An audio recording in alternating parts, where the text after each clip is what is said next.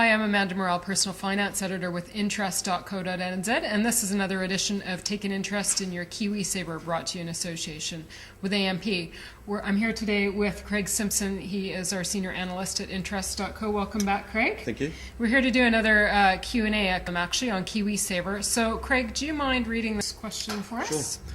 Given that some governments overseas are essentially bankrupt, is it not possible that the New Zealand government could also go bankrupt and all our contributions to KiwiSaver might be lost, that we in fact never see that money again? Now, this is a question that comes up quite often with a lot of our readers. There's a contingent, fair to say, that is very anti-KiwiSaver, that is worried they're going to lose all their money, that the economy is going to implode, and it's all going to hell in a handbasket. So let's take the paranoia out of this equation.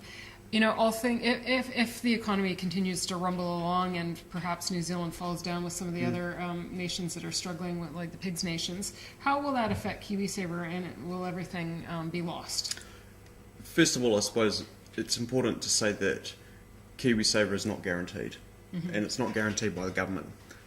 The KiwiSaver providers have the ability to make decisions which could lead to losing money and losing capital. And we've seen that through the global financial crisis when the fund values went down.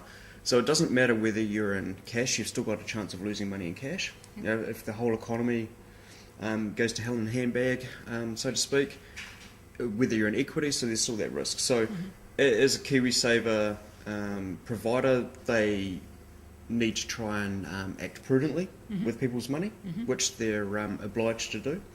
And I think too, with no guarantee, that means that they're accountable. Right. Otherwise, if the government was guaranteeing a whole lot of things like they have done, you can take a lot more risk. You've got no accountability. I guess people are still scarred, and the experience of the finance company collapse is still fresh in their minds, so they might associate that level of investment with KiwiSaver, but the two are quite different. Now, tell me, what is the role of the trustee in all this? Because they're actually supposed to be guarding the henhouse for you somewhat, right? They are supposed to be. What we've seen in the past is that a lot of the trustees haven't fully acted as you would expect them to. They've been, I wouldn't go as far as saying negligent, but it certainly hasn't been as tight in terms of regulation and oversight as what you would expect from a trustee who's responsible for ensuring that mum and dad's money is safe. So that's no guarantee in itself of anything? No, and there was trustees involved with finance companies and other corporations which have gone bankrupt. Okay. Well, in terms of sort of the government and how it might fare going forward, I guess if things really, the wheels really fell off, you could expect to be losing the member tax credit, fair to say. So you won't be getting that portion probably thrown in. I would suspect that would happen. Right. Yeah. Yeah. I think the government have already cut it once, and that's an indication, I think, that there could be further cuts if it came to the point where we couldn't afford to have the tax credit. They're still collecting the taxes on one hand and giving you a little bit back on the other, but it's all about balancing the books for them, I think. Okay, so that's probably one of the worst things that could happen, unless you're really forecasting complete, Armageddon out there, right? Yeah, and I don't think we would be at this stage. I think we've some of you look at Italy and you look at Spain, and their own inherent problems. New Zealand and Australia seem a little bit more insular. In my opinion. The US is starting to see some economic recovery.